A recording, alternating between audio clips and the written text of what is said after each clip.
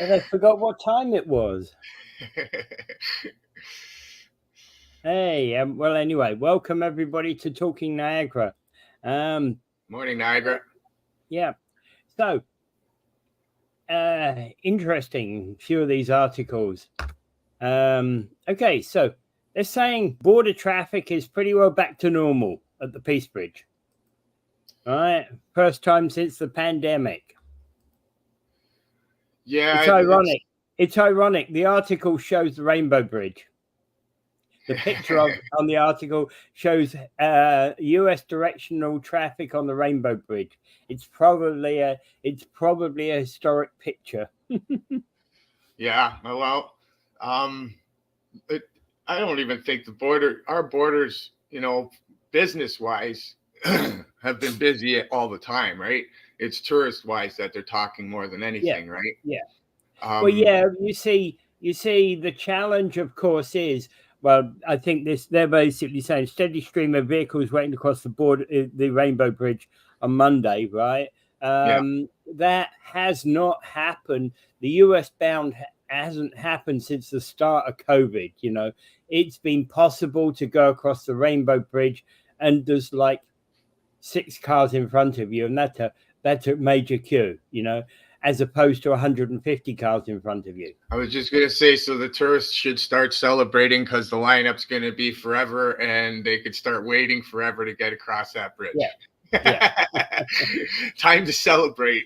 Yeah. Well, in a way it is. It does mean that we've had good, we had a good holiday. We've had good times, this year. Wasn't a holiday weekend last weekend. That was a few weeks back. But next weekend's a holiday weekend, right? Yeah, I haven't asked lately how the hotels are doing. But I imagine they're doing pretty good if the traffic's picking up, right? When I spoke with Adam earlier in the year, he works. His business is a tourist-focused business. Yeah. He does kind of he does unusual things. He does specific tours and things like that, right?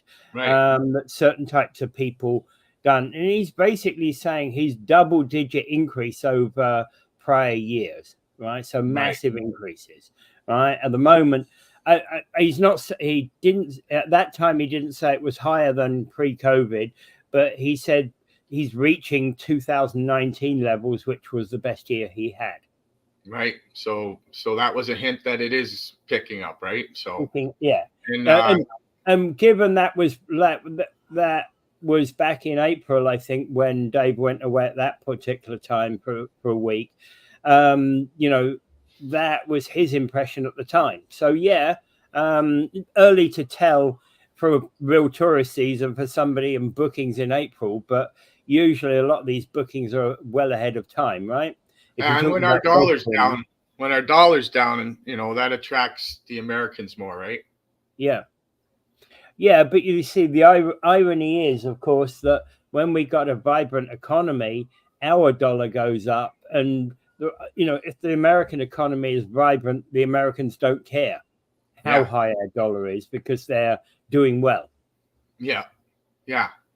But it still helps with a lot of people's travel when our dollar's lower, right? And it helps Niagara Falls a lot. Doesn't help our country a lot, but it helps Niagara Falls a lot. Yeah, absolutely. So they're basically saying, so Ron Reynes, the general manager of the Buffalo and Fort Erie Public Bridge Authority, said that car traffic during the first 6 months of the year was 95% of the way back to where it was in 2019 for the Peace Bridge. Yeah, I believe that with the amount of traffic in the city. And my wife always tells me if it's a busy tourist day or not, right? So just working on Lundy's Lane, you could tell, right, by the people coming in. Well, yes and no. I think I have to say that whilst we're still touristy things on the lane, there's a changing character of the lane, right? Because where there used to be, what happened with tourists would head up Lundy's Lane to the to all of those motels at the top end of the lane, many of those motels are now shopping malls and other things, aren't they? So there's no the motels there used to be. Yeah, and a lot of them are asylum seekers. Karen Crofts was full of asylum seekers. I don't know if it still is or not, because they lost the contract a while ago, but they might have got some back, right? I don't know. Yeah, I don't know. She Ken Croft. works in a pharmacy, so all the tourists still go to the pharmacy, right? And that's how they could see it. They could tell if it's a tourist, heavy tourist day or not. And she's always been saying lately, like, a lot of tourists in town, man. Yeah. Well, yeah, it depends how, anyway, yeah. But again, I think the lane's one of these mixed things. Yes. Lundy's Lane is becoming, where there used to be a lot of motels, there are now less of the motels, and they've been moving them over to more residential than they are motels or standard commercial.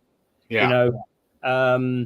We've lost a lot of motels, which I think we probably have mixed emotion for, because one of the things, if we lose a motel and it becomes residential, or a new mall, there's potential that it's doing more business. It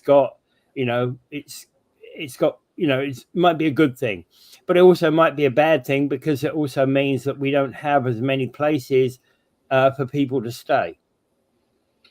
Yeah, I think we got the places for people to stay covered. I mean, with the amount of sky rises they have on the horizon to build, I don't think they're going to run out of room soon, right? If those places get built, and I refer you back to our earlier discussion. Yeah, as long as they don't all stall, right? Yeah, because at the moment in that area, it seems like 1, 2, 3, 4, 5 out of 5 have stalled. Yeah, it's a sad look, isn't it? Yeah. Anyway, I'm glad to see the bridges are back, but I also think that one of the things I've been questioning this with now us having, like, is it 5 trains a day coming to and from Toronto? Yeah. Are we getting a bundle of people who are coming here, come on the first train, leave on the last train? Yeah, that's probably the most part, right? Yeah. And the worry I have with that, of course, is that things like the bed and breakfasts and the like are not getting full. Yeah, that could be harmful, right? And the tourist hotels are getting filled up, but not the not the cheaper end, not the motels and not the bed and breakfast, because people are coming by train, going home by train, and they're day tripping it. So they come, I don't know, let's call it 10 a.m. on Saturday. They leave 6 p.m. on Saturday. And hey, I don't know the times of those trains, but you get the picture I'm meaning. Yeah, you get a lot of Toronto gamblers too, right? Yeah. Well, the other thing that used to, of course, happen is that, and I'll just say the dreaded word from your perspective, that they'd stay in an Airbnb on Saturday night, and they'd go out around the falls again on Sunday morning before heading off on Sunday afternoon. Yeah, and those bed and breakfasts, some of them are really nice, right? And people like that style better than a hotel style. I think the people that go to bed and breakfast are regulars, right? And day trippers type thing, right?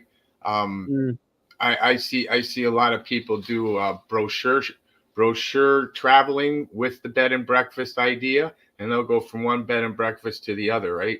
And there's a certain amount about that, yeah.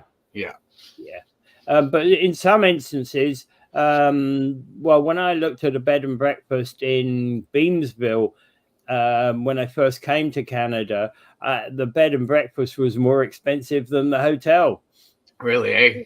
Yeah. Well, that's no good. The whole that's not the idea of the thing in the first place, right? Usually you go to one of them because it would be cheaper. I mean, look at the hotels. Yeah, but they were in an area where there wasn't exactly a lot of hotel rooms. I was going to say the hotels in Niagara Falls, I don't think they'd be as costly as that. Yeah, no, you see, in Niagara Falls, it's different because, you go to somewhere like Beamsville, there's, I don't even remember whether there was a hotel in Beamsville, probably not. Yeah, they don't do the call. They don't do the call around every morning like we do and see how many rooms you got left and how much it went for, and then set the price, and everybody goes from there, right? Yeah. And even St. Catharines has got only a couple of hotels. I think it's got 3 hotels, if I'm remembering correctly. And Angela will probably tell me, no, it hasn't. Yeah, it's got a 3 or 4. Yeah, but it's not huge numbers. The Holiday Inn is the biggest of the hotels on Ontario Street in St. Catharines, and it doesn't even compete with our hotels. No, it's more like a stop off before you get to a destination type thing, right? If you're on. Well, it's the kind of place that if you're doing business in St. Catharines, you drop into, right? Yeah. If you got to be at a 9 a.m. meeting tomorrow morning and you're coming from God knows where, you stay there, right? Yeah. You'd be better, but you could equally well stay in Niagara Falls as well, couldn't you? I've never checked out the prices. I wonder what the price differential would be. It might be worth it to stay in St. Catharines and drive to Niagara Falls to do your tourist thing, right? Yeah, I don't know. You may well be right. Why would I go check prices, Dave and Mike? Yeah, I don't think they compare the prices in Niagara Falls or keep up with the prices in Niagara Falls. Like Niagara Falls prices change from the beginning of the day till the end of the night, right? Yeah. So they're showing here a picture of this is the Rainbow Bridge. So those heading to the USA versus those going to Canada, massive difference. Yeah, Rainbow Bridge, a good indicator of the tourist thing, right? Because it brings them right to the city, right? I don't know about the Peace Bridge being a good indicator for that, because a lot of people go to Toronto on the highway or whatnot, right? Yeah, because also the other thing about the Peace Bridge is, so US bound and Canadian bound and on the Peace Bridge, again, similar type proportions, exactly what you would expect to see heading into the Peace Bridge. Yeah, so the Rainbow Bridge is more of an indicator of the tourism than anything. And the same with the Queenston-Lewiston Bridge as well. So back to where we were pre-pandemic. The thing about both the Peace Bridge and the and the Queenston-Lewiston is the volume of truck traffic you get there. Yes, there's huge amounts of movement of goods, right? So the worst aspect about, of course, the Peace Bridge is the truck traffic. There are certain times in the year when you get to a certain point on the bridge itself, it's trucks on the right, wall to wall, all the way across the bridge, and cars on the left. Yeah, it's very busy. Very busy entryways. The Queenston-Lewiston bridges too. Queenston-Lewiston Bridge at least has a couple.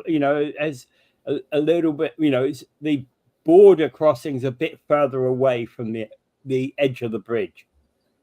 Yeah. So it's good to hear that, though, for tourism, because we know that it's taken a long time to rebound from COVID, right? So it's really good to hear that for these guys, because it's time to get people back to work. And they're saying that there's a shortage of work for students in the Niagara area, and I don't understand that. Yeah, students. I would have said that typically most of the tourist jobs, are available to students for summer vacation jobs. Yeah, that's what I was going to get at. I don't understand how there'd be a shortage of students unless, of course, minimum wage has gone up and maybe more adults are taking those jobs than students, right? Yeah, well, but again, again, we had that discussion about minimum wage, and I'm disgusted that, why should a person who's 57 be paid minimum wage? Absolutely disgusting. Yeah, and we also got the influx of 5,000 asylum seekers. And they might be taking some of the jobs from the students too, right? Possible, yeah. There's got to be an explanation for it, because usually student jobs are high in this area because of tourism, right? Yeah, and actually that's one of the things that is that we have on this thing, is that high youth unemployment employment in the region is problematic at the moment. Niagara's overall employment indicators are heading in a positive direction, but high youth unemployment are playing a significant role. High youth unemployment numbers, are playing a significant role in the region's current labor market trends. So data released by Niagara Workforce Collective showed the region saw an increase in employment and participation numbers through May and June, with slight decreases in unemployment. Participation numbers increased to 60% from 58% month over month, and the employment rate rose from 50 to 55% from 54%, both higher than national and provincial averages. So, yeah, disturbing. But June's unemployment rate was still 7.8 unemployment rate was still pretty high. Yeah, so I don't understand that, unless you put the 5,000 people that are asylum seekers looking for work.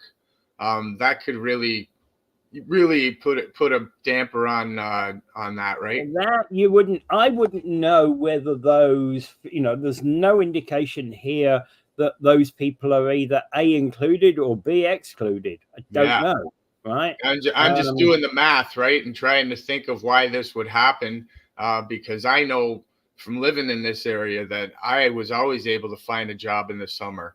You made the mist. You could go down Clifton Hill. You could go to the museums. You could go to the restaurants, be busboys and dishwashers. And actually, the earlier you applied, if you applied back in, let's say, March or April, you'd probably have a summer holiday gig tied up by Easter. Yeah, Niagara Parks Commission always does the job fair thing too, right? And they have lots of different types of work. I always tell people Niagara Parks Commission is a good place to work, because if you don't like the job you got, you could transfer to a different one, because there's so many opportunities there, right?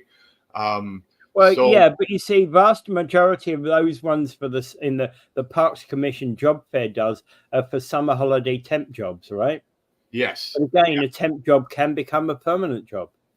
Well, yeah, like I said, you could get transfer in the parks too, right? Once you're established there for 3 months, you could ask for a transfer, right? So that's why it's always a good place to get into. And for being a teenager that grew up in Niagara Falls, always had work, right? Yeah. So I'm surprised at that report saying that the youth unemployment is down, and it would be disturbing too, because then what do kids do if they're not working, right? Yeah, well, actually, I have to actually wonder, because I've seen, I've seen more today than for quite some time about what I would call professional students, kids who go to school to do whatever it is, and they finish their degree course. They don't get a particularly brilliant grade, and what do? They stay at school, do another course. Yeah, that's a disturbing trend. A lifetime student that doesn't work for a living, usually living with mommy and daddy, acting like they're the smartest person in the room, but they don't make a dime. They mooch. Well, they may have more degrees than the rest of us, but that doesn't necessarily make them smart. Yeah, and you always got to ask, okay, what kind of job is this going to get you down the line? Because that's the idea of getting the education in the first place, right? Well, actually, I have to wonder about the sense of all of that stuff, because you know, when you consider that, it's like, okay, so I'm an exception, but I've done 8 years of legal education because I've got a law degree in England. But paralegals go to school for 2 years to become, you know, then they got that paralegal exam that they do, essentially the same test that lawyers do to actually get in and be able to qualify and be licensed, right? The licensing exam.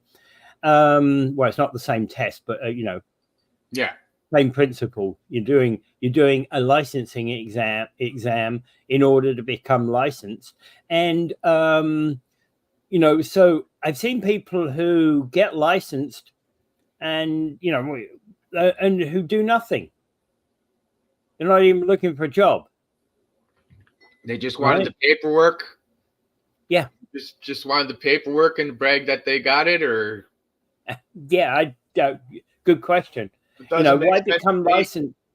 Why become licensed and then not pursue a career in that? Yeah, none of that ever makes sense to me. If you get educated, you should use that education for your good and for everybody else too, right? And it's the same, for example, if you're becoming a plumber or if you're becoming a, you know, electrician or something. In fact, actually, I had my plumber around a few weeks ago to do a job, and he brought his son along, right? Oh, his son started working for the company, and you know, this guy's been doing our plumbing work for much of the last 10 years. Right, absolutely excellent guy. So we probably call him, on average, I suppose you call these kind of guys, you know, once, maybe twice a month, once a year, maybe once every 18 months or something, you know, right. Not because something's gone wrong, but because you have a plumbing related job, right? And we refitted our bathroom. Those trades are needed.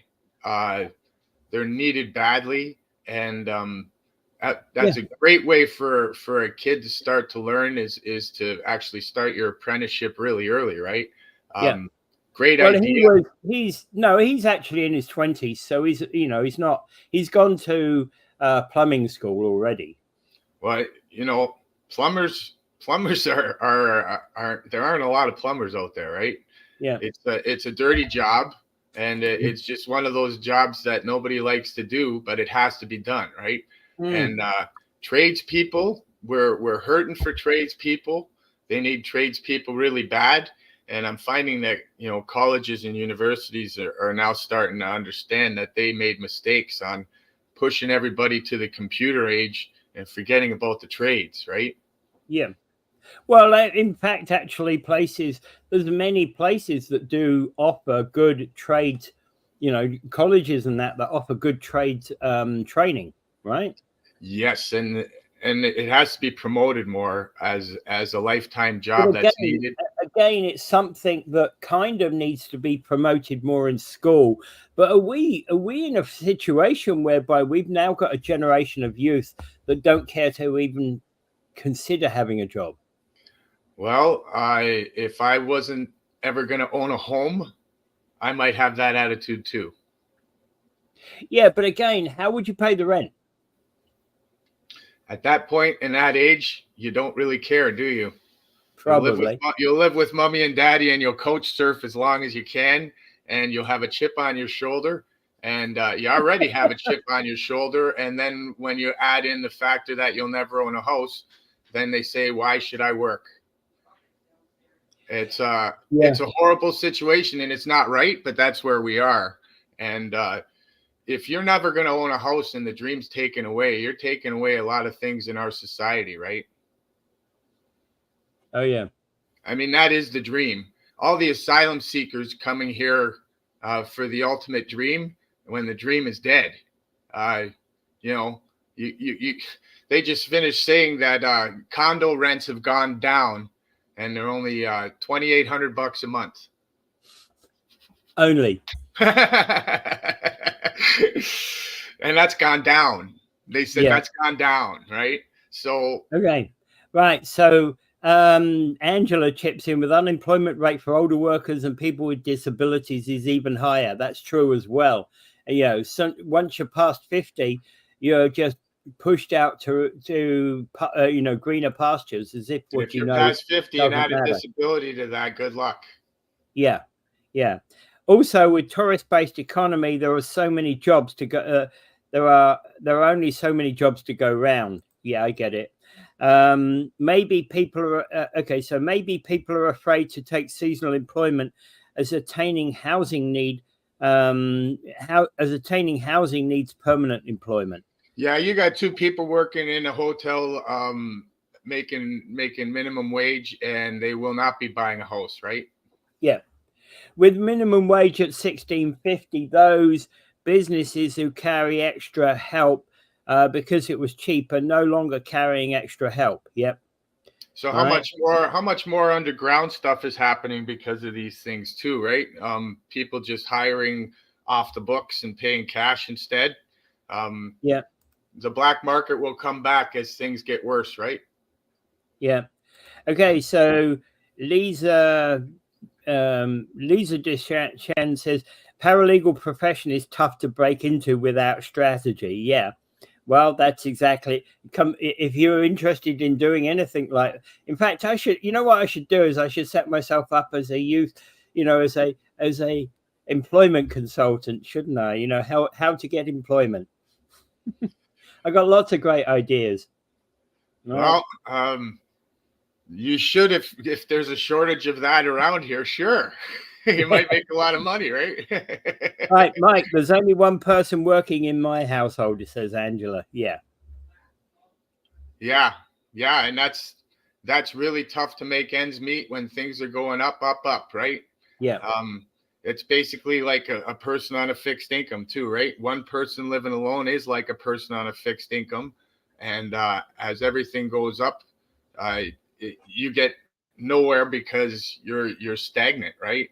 Everything else is going up except your wage, right? Yeah. And especially when, anyway, yeah, exactly that. All right, so that's a good flurry of activity there, and I thank you for our listeners for coming up with that, bringing that one. Okay, the Niagara Regional councillors have voted unanimously to return O Canada to the start of council meetings. I know Niagara Falls does it, but they've had one or two occasions when their guest singers have not showed up. Yeah, but I don't understand how it could ever be taken out. You should never forget what you're there for, right? Well, yeah, and 5 minutes at the beginning to sing it. Yeah, great. It's fine. We should do that. It should be done. Yeah, not enough pride. Not enough pride taken in the country, and it's a reminder of why they're there all the time, right? So, I believe they should have never taken that out. Yeah. Well, I don't know. They do it in Niagara Falls. Don't know why they stopped doing it in the region. Okay, but yeah, and when there was a recommendation back, whenever it was, there's a note in here that says that recommendation to remove the anthem from meetings struck a sour note with Bob Gale. Well, I would never accepted getting rid of it in the first place, and I would have fought for it to stay. Yeah. I think it was a move in the wrong direction, and I'm glad they brought it back. Yeah. Well, and the trouble is, there's not a lot. I don't remember when they took it away. Can't have been too long ago, and it's a good thing that they brought it back. Don't know there's any controversy about that. Yeah, I tell you the truth, I don't watch the regional councillor meetings like I watch the city council meetings. I usually read about it the next day more than anything. Yeah, same. I rarely watch them, and and often, and the last time I did watch them, the whole council seemed to be bogged down in some procedural matter that should have probably been cleared up in 3 minutes, but they didn't seem to turn to staff for anything. Yeah, they got a lot of big rifts going on at Niagara Region, and a lot of councillors that are not talking to each other, right? And that's sad but true. Yeah. Yeah, you got, since the Palestinian things come in and all that stuff, there's been pretty big rift in the Niagara Region councillors, right? Oh yeah, I know. And even before that, if truth be told, it's never been, it's never been a body. There have been accusations thrown across that floor that are pretty disgusting, really. Yeah, some of the politics is getting dirty, and some of it, in my mind, is not really something the region can't do much about the Palestinian and Jewish fight that's going on. So I don't really, other than the funding aspect is the only thing they can make an argument about. I can't see the region doing very much about that, Yeah. Well, and the only other thing about that is that they should not, we agreed last week, they should not have been putting lights on for Israel. Right. So shoot yourself in the foot, and then try and dispel everything afterwards, right? You create the fire, and then you want to ignore it, right? So you pay for your mistakes, and you should just stand up and say we made a mistake, and then move forward instead of dragging it out, right? Right, but okay, so Pelham councillor Diana Hewson said the Procedural Bylaws Committee recommendation should not be construed as lack of patriotism. It is problematic and a little awkward because Zoom participants can't really contribute to those singing at the meeting in person, and it's no way a reflection of how much we love our country. Right? I think most of us on the committee were indifferent. But if the council is enthusiastic about singing the anthem, then please bring it on. I'd love to hear Councillor Gale leading us in one of our meetings, leading us in the singing being, of course. Well, I'm not so sure it's the council members that need to be singing the anthem, but a guest. Yeah, I think the comment's a little out of whack, and Zoom meetings are going to be taken away soon, where you're going in person. I mean, Zoom was created for COVID more than anything, right? Well, the thing is, I do appreciate that, for example, Zoom options might well have value within the meeting, but I would say that unless there are reasons not to, Zoom should not be the norm. Right? For example, if a councillor was at a province-wide municipal councillors meeting, let's say, up in I don't know, let's call Barry for some reason that's going on for the week, but he's finished at that meeting finished at 3:00. Therefore, why can't he have dinner, then attend the regional meeting without leaving his hotel room? Yeah, but it's just I'm just saying that it's starting to die out, right? You're not going to need Zoom as much. You're not going to need Zoom as much, right? Yeah. Unless you have a specific reason like that, yes, you should be at the meeting. Yeah, you should always do your best, in my mind, to be there if you can. And again, hey, you're a regional council member and you've just had a baby and you're looking after the baby. That might well be another reason for actually zooming in rather than being there in person. Yeah, but welcome to the real world. People that have babies still have to go to work too, right? Yeah, exactly. I'm just saying these are a couple of examples where you could say wholeheartedly those people should, if they want to be part of it, they should be able to zoom into the meeting. Yeah. Yeah. You know, So the rest I of us know can watch it. I'm happy to bring back "O Canada," and I would prefer not to hear any of the city councillors sing it. All you gotta do is play the music. You don't have to even have a singer, you know. Yeah. Um, But if you've got some local youth who's up for doing it, or a local choir or something like that, go for it. well, sure, promoting that within community is their job, Yeah. basically, right? Yeah. So I Oh, agree yeah. with that wholeheartedly. If you have somebody young that wants to be an entertainer and they're local and they would prefer to sing the "Old Canada," I would invite that 100%. And hey, I've got another one for you. Asylum seekers who just learned English who are singing "O Canada." I'd up for that one. Well, it would be done with pride, right? Yeah, yeah, exactly. You know, people who are grateful for the place they've come to and the aid that they get from the place they've come to. I think that would be absolutely excellent. Yep. So I think it's a move in the right direction, and I'm glad they've gone there, and I hope they don't go back to taking it away again. Yeah. Okay. So, where are we now? Oh, okay. We got a comment there. Okay. Just Chris Simone saying good morning. Morning, Chris. Morning, Chris. Yeah. Okay. And moving on. Okay. That went too quick.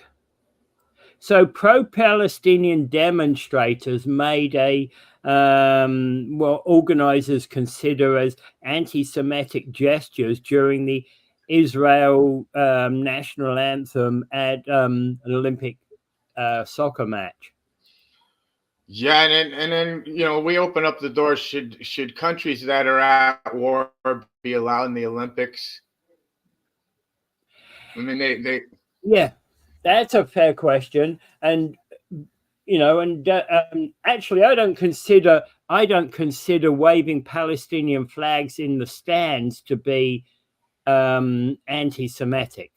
Yeah, anti-Semitic is a word overused or Yeah. misused a lot, and it's an opinion of somebody's that just because you disagree with a Jewish person, you're anti-Semitic. No, that just means you disagree with what they're doing or at the time, right? And by waving a Palestinian, in my mind, waving a Palestinian flag in the stand, you paid money to get into that game. Waving that Palestinian flag is more a protest thing than anything else. Yeah, but they said that these guys were doing the Z Kyle, right? And Yeah, there's no pictures of that, but yeah. As it comes to like just waving the flag, I got no problem with that. The Z card I have major problems with, right? Yes. So that's what they stated they were doing, but like you said, we didn't see photos of that. Yeah. So if they were doing the Z Kyle and they were glorifying Nazism because of what happened to the Jews and what they wish to happen to the Jews, then there's a big problem there. Yeah. I have a major problem with any of the Z Kyle type things. Yes. We should not be. And the worst of that, of course, is that kind of salute that was actually originally the Olympic salute. Right. Back in the, it was back in the, 1894 1896 when the first modern Olympics occurred. That salute was there because it was easy to do that salute and then wave from it, right? Right. And then you had 1938 in Germany during the World War when they were doing it. Yeah, and that was of course, well, before the World War, but yeah, but it was not good.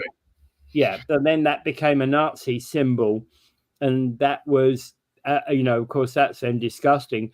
And these people doing that is like, don't. That's not on. But as I say, the picture here, which they're showing in that thing, is actually a guy in the upper tier of the stand waving a Palestinian flag. Yeah, there's nothing wrong with that at all. Nothing, that no happens in problem the Olympics all the time when you're voting for your country, right? So yeah. But again, the hypocrisy sometimes of the Olympics while there's a war going on, or sometimes if the war crimes are happening of a certain country and then they're allowed to be in the Olympics and they're standing beside the country that they're having war with, or so should countries at war be allowed in the Olympics? Then you say, well, should the athletes get punished for that? Because the athletes aren't really involved with that. But the politics is there, and it always is there during the Olympics. And it stares you in the face. Well, the other thing about that is that let's take Russia, Ukraine, for example. Russians are not there, but that has been because of the last at least 2 Olympics. The Russians have not been there, permitted to be there as a country because of doping and cheating, right? Yeah, exactly, because of cheating scandals that have gone on within Russia. But that said, there was at the last Olympics, and I was trying to check whether they exist at this Olympics, there was a Confederation of Independent Athletes from Russia or something like that. Yeah, I never agreed with that. If you're going to ban them, you ban them, If you're not going to ban them, don't ban them. There should be no in-betweens, right? Yeah, this is actually what I wasn't sure about either. I didn't have a position on that. I was just, noting that there were, with all the doping scandal, etc., that went on in Russia, that there were people who were standing out, and we're not like that, right? Yeah, I haven't noticed if there's any in this Olympics yet. Well, I've not watched it enough yet, but yeah. I was looking them up and I couldn't see any Russian involvement at all. Yeah, well, I don't believe in that. If they're banned for cheating, then they should be banned for cheating. There should be nobody allowed in. Like, look at the Canadian soccer team. They're kind of going on through that right now too, right? So, yeah. Well, yeah, but you see at the Euros, the Russians were there. The football team, the soccer team was there during the Euro tournament. Yeah, I didn't agree with that at all. But it is what it is, right? I think if you're a country at war, you shouldn't be allowed into athletic events until that war is over. So basically what you're saying is that game between France and Israel shouldn't be taking place because Israel shouldn't be permitted there either. Yeah, I believe that 100%. Yeah. Yeah, fair enough. Because you have the opportunity to have Palestinian against Israel, right? What do you do with that, right? What if you have a tennis match and it's a Ukraine against a Russian?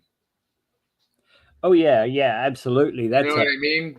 I just don't think it belongs in the Olympics. If you choose to go to war, it should be an automatic nullification, I believe. Yeah. Okay. So Karen says good morning. She also says it was understood that politics would be left out of the Olympics. Absolutely. Yeah, I know. I understand that. Yeah, that was part of the setup of the Olympics leading up to 1894. The Olympic movement was basically that this is for athletes only. This is for the purity of the sport, not for, not for politics. Yeah. Hitler hijacked both the salute and the swastika. Yeah, absolutely, he did. They both had very different meanings before Hitler took them. And actually, when you think about it, in Hinduism, the swastika is actually a sign of peace. Lovely. Right? Yeah. It's a sign of peace and, wishing you well on your journeys. Right? But yeah, if you put that even on a Hindu temple today, people go, oh, they take a double look at it, and you can't but not think about Hitler in that regard. Yeah. In fact, actually, the swastika is actually one of the oldest symbols of humanity, believe it or not. Yes, I've researched it and seen it in ancient times and ancient uses, and it goes back well before India, and our Indian culture is one of the oldest cultures we have on the planet. Yes. But it goes back to to Samaria and goes back even earlier than that, right? Yeah, so it's a shame that somebody would desecrate such a thing, right? I'll be back in 1 minute. Yeah, and of course the other thing about what that and the salute, because that salute was something when they created the Olympics, the idea was, hey, we've got to do something. We got to do something that shows we're original, that shows we are, we're not like marching to war or something. That was the idea of that salute. So that was why you did that, right? Okay. Randy makes the point: Olympics may be hands off by politics, but however, Olympics is supposed to represent the best that each country can put forward in the competition. Olympics is not truly about sports so much as it's about the competition itself. And actually, there's another aspect about that, Randy, is that we also, when it came to the Olympics, used to celebrate the desire to compete. Nowadays, you have this situation. It's, back in the day, there used to be, well, for example, the biggest classical example of that is Eddie the Eagle Edwards, right? Who competed in the ski jump for the UK, right? The length of his jumps were like 55 meters, when the lengths of most people's jumps were approaching 100 meters or maybe exceeding 100 meters. So that was sometimes competition for competition's sake. Yeah, now you have standards. Sometimes the best of your country isn't the best in the world, right? Oh, absolutely. And you know what a lot of people said about Eddie Edwards is that, hey, he doesn't come from a skiing country, doesn't come from a country that actually does a lot of does any ski jumping. In fact, in the UK, there is, the amount of ski jumping facilities is absolutely zero, right? Yeah, like the Jamaican bobsled team. yeah. And the fact that what the Jamaicans had going for them is bloody good sprinters, right? Yes. And that is 9/10 of what bobsled's about. Is sprint the start, get a fast start, and then move to the sled to get it going down the hill. If they get that kind of thing right, they can do the bobsled. You don't have to have snow in your country to do the bobsled. But the point being is the Olympic spirit used to be about anybody competing. The best in your country might not be the best in the world, but they have a go. Yeah. Now, unfortunately, there are timing standards. If you want to do the 100 meters, you have got to do it in the Olympic standard time or faster. Yeah, and that way you get the best in the world, right? Yeah. And the competition is higher. Yeah, the competition may be higher, but unfortunately, it also means that you get some countries that leave athletes out because their athlete can't reach that, that height. Yeah, you're going to get 50 to 60% of the countries out. Yeah. And in fact, actually, when you saw the opening ceremony and there were 6 people in the boat for the opening ceremony of that particular country, 2 of them were athletes and 3 of them were coaches. Right? Yes. Yeah. Yeah. But what an honor to be the only 2 in your country that made the Olympics. That's pretty standout, right? It is, but it would have been much better had they had 10 people, even if those 10 people got disqualified in the first round. Yeah. But like you said, it's about competition and the best, right? You want the best of the best. It went from being the best of the countries to the best of the best, right? Yeah. And not all of the things that have happened in the Olympics. I'm not even watching the Olympics, to be quite honest. I'm looking out for news stories like this because I think that they have wider value. Yeah, because you're bringing the world together, and political issues and war do not go away while you're doing it. Absolutely, they don't. So it always brings drama because the world is brought together when they're not together, right? Yeah. Yeah. And if I'm looking at that medals table, I want to know the one nation that comes out at the end of it with one bronze medal. Yeah. Right. Yeah. Because hey, they've done well. Or even those that come out with 0 medals, they've done well. If you made it to the Olympics, you're one of the best athletes in the world. God bless you. You know, that's the way I look at it. The irony here is I should have been at the Montreal Olympics. Yeah. Right. Because there's a person in my club who was he finished 4th in the Olympic trials.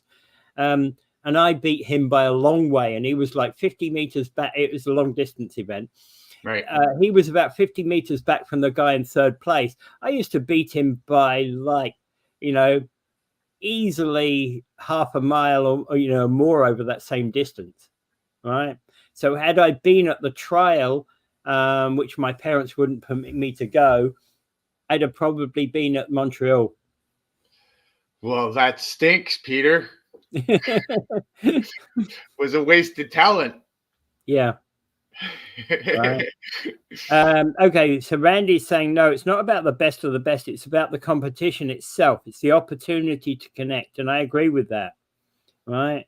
And Karen's saying the Olympics is getting too long as it is. Yeah, but you see a lot of those events, for example, the soccer has been going on for a week already. So, the football competition has already been in full swing before the opening ceremony occurred. And many of those opening rounds have already been occurring weeks beforehand. Yeah, and how many different competitions are kind of silly, like breakdancing? Do you think breakdancing belongs in the Olympics? It's not an Olympic sport. Neither is synchronized swimming. It's not even a sport. Neither is synchronized swimming. Do I think synchronized swimming looks nice? Absolutely, yes. Bloody good. Well, it does.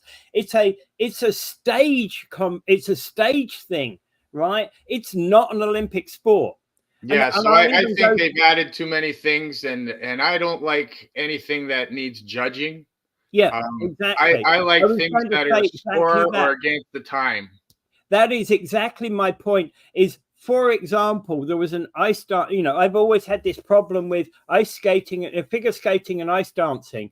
Yes. Because what used to happen is I remember one Olympics, and I saw this performance by this couple, and it was absolutely brilliant. And I'm not I don't know anything about ice skating, and it was 5.4, 5.4, 5.4, 5.4. Then I saw this person who was supposed to be the best in the world making so many mistakes, and it was 5.9, 5.9, 5.9. And I'm going, there is no justice here. Yeah. Because that person's Russian, they got 5.9. This person comes from an unknown skating country, did a flawless routine and got 5.4. Well, you could hear it in gymnastics. You could hear it in ice skating. Oh, this girl's been around a long time. She deserves a gold. No, it's not about. It's about what you do on the day. Yeah, so I always like if it's an Olympic sport, I like it to be a score or against the clock, and then those are definitive things. When you have judging involved, I don't watch that. There's judging involved. For example, with soccer, right? There's a referee there who's going to throw you out of the game if you do something illegal, right? Correct. That's fine. And that sort of thing is acceptable. We know that goes on, but Karen's basically saying, I don't understand the 3x3 basketball. Yeah, see, I agree. There's so many things that have been added, and I don't think there's sports per se. There's high skill for gymnastics, high skill for ice skaters. Beautiful stuff to watch, but I don't think that you could bring something in that has to be judged, not judging, no. Yeah, no judging. That part of the Olympics, I feel, is a waste. I don't watch that part. I'll watch track and field. I'll watch sports that have points against. Yeah, because when a person wins, even if you have to get the camera out to see how they win, how they win. In fact, actually, that's probably the most exciting. They've just killed themselves going around a 400-meter or 800-meter race, and now you're getting the camera out and you're going, whoa, you can just see he's a nose ahead of the other one. Whoa.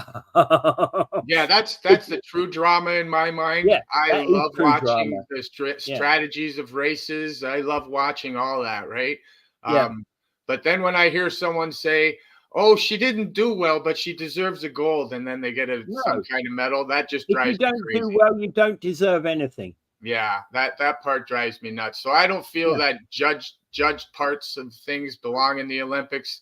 I don't think that breakdancing is a sport. I don't think it belongs in the Olympics. No, it's not a sport. Okay. Breakdancing is actually, what breakdancing is something you put in the opening and closing ceremonies. Yeah, highly skilled, awesome to watch, but absolutely, not something that you could give a gold medal for. And this breakdancer was better than that breakdancer. Well, there comes a point when they're so highly skilled. How do you tell who's better than who? Yeah, exactly. You can't. And some of these people give absolutely awesome displays of their talent, but it's not something that's an Olympic sport. Amazing physical abilities to do those things. 100%. Yeah. And there has been concern about judges for decades. Absolutely, Karen. Yeah. Yeah. All right. And the judging, and the part of the problem here is that judging is so, obviously a referee in a football match or rugby sevens or something there's a value to it. Actually, incidentally, rugby sevens is one that I actually think is a brilliant. It's made for tournaments, because rugby as a game, it's a 15-person sport, so you've got 15 people on the ground. And going rugby sevens, you're cutting it down from an 80-minute game to a 20-minute game. And rugby sevens means you can do so much more in the game, and you can change your whole team. There's a lot more open field and open running, eh? Yeah. There's a lot faster game. It's fun to watch. And North America did well in the Olympics this year, silver and bronze, when they're usually not expected to do anything. Yeah, and that's what makes it unusual. But it's probably New Zealand that walked away with the gold in sevens. Yeah, New Zealand, then Canada and United States. So that was quite a shocker that those two. Yeah, quite a shocker. Yeah, but New Zealand, I'd expect them. They're the best in the world, right? At rugby, full stop. Whatever the type of rugby, they are truly good at it, right? Yeah, there's a lot of tough people play that sport, boy. That is a tough sport. Okay, so before we finish for the day, I noticed that at least 6 people died in protests in Venezuela against the regime of President Nicolas Maduro on Tuesday. And basically, what has happened is the elections, including observers from the US, have watched how these elections have been going in response to widespread movement over the president's claim that he won the election. Hundreds have been arrested during these protests, and the president's President Nicolas Maduro, his aligned electoral commission (CNE) is Monday declared that he was the winner of the elections without providing any vote tallies, and the opposition leader Edmundo Gonzalez Urrutia is basically saying that he's the winner. Well, correct me if I'm wrong, but the last time this guy got elected, Canada and the United States did not recognize it, did they? Absolutely correct, yeah. As far as I'm aware, that's true. They did not recognize the last election, and this one seems to be even worse. So I don't understand when we have regimes like this, how we sit on our hands and watch it. Nobody does anything about it. If you say you don't recognize the election, shouldn't there be something done about that?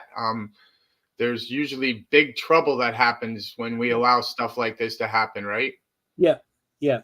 Well, exactly. Trouble is brewing there, and as soon as you get things like protests because of the election being rigged, whether Maduro is actually won the election or not, it's the allegations of rigging that actually have the most trouble for me. Yeah, if you can't show the election results, then how do you claim victory, right? Yeah. How do you claim victory? And what bugged me one time was what was his name? The Zimbabwe Mugabe in Zimbabwe. He said we won, and we won, and we got 110% of the vote. Yeah, shoot yourself in the foot. Yeah. It's like, how can you possibly believe, how can anybody believe they got more votes than where people voting could vote? And by the way, also incidentally, the news reporters were reporting on the day that nobody left their homes because if they did, they would have been under threat. Yeah. Right. So the polling stations were empty, and yet he got 100% of the vote. So Venezuela, ever since they've had him as president, I haven't heard much of how their oil's been doing. No, because they're not very loud about it. But with the world not recognizing him as a leader, I would imagine that there's sanctions or something against their oil, right? Yeah. I'm not entirely sure about the position in terms of Venezuela and trade. Yeah, because if you don't recognize the election in the first place, then how could you do trade with the country, right? Yeah. Oh, yeah. And therein lies, it's oil we're talking about, so they might just override that and then take their oil. You never know, right? So that's my question. If there's a big problem with recognizing him as president. I'm not going to read this out, Angela, but it's funny.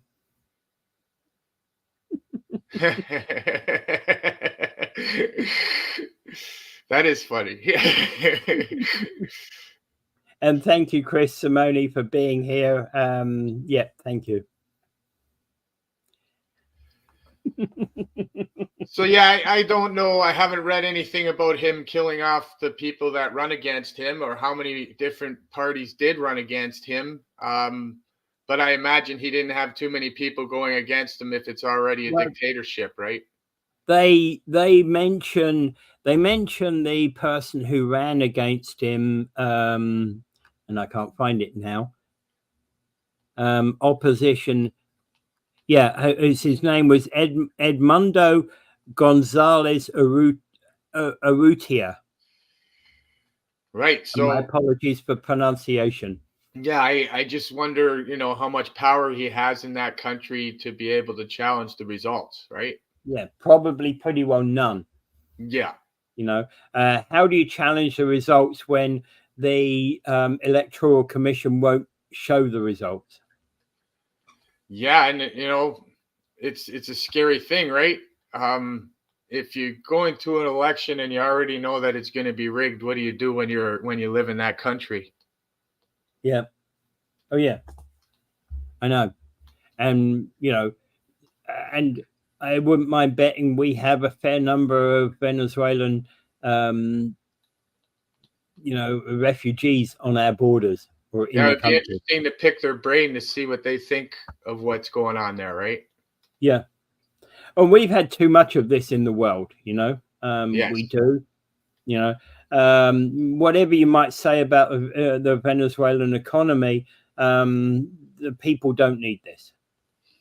No, what a horrible situation to be in. I couldn't imagine being in a country where the election's so poorly done that you can't trust any of the results, and then you're stuck with a country leader that's a dictator.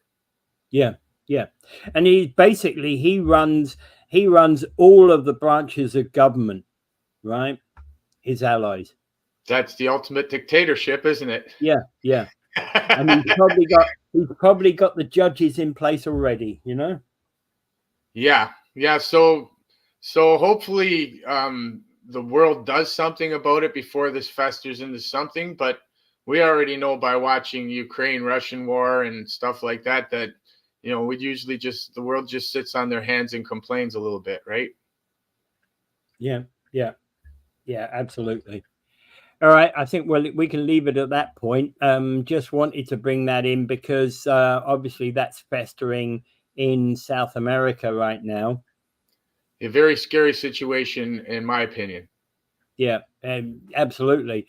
So we've got another potential world hotspot that's opening up as of right now. Because Yeah, for whatever reason, I don't see those people who believe themselves to be, you know, egregiously, you know, trampled on as to really stopping at this point. What have they got to lose?